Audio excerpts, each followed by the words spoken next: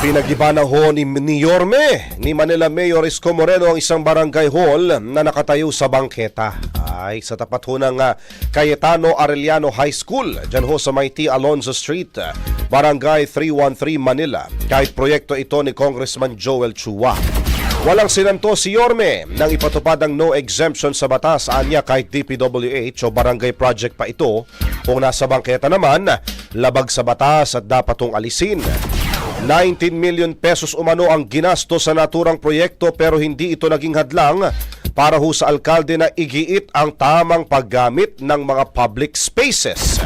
Matagal nang ikinokonsiderang abala ang istrukturang ito sa mga estudyante at pedestrian. Makikita nyo ho sa ating video mga kabrigada sa Facebook. Yung napakalaking ano pala nito. Gusali partner. Actually siya pag may kita mo, manipis. Oo. Manipis kasi nga, iniligay sa bangketa. Ayun, malawak lang. Pero kumbaga parang sa nag-space saving. Correct. Ayun. Pero yun nga, nasa bangketa mga kabrigada. Yun nga ho, kaya gantong binuwag bilang patunay ng kanyang tinatawag daw na political will.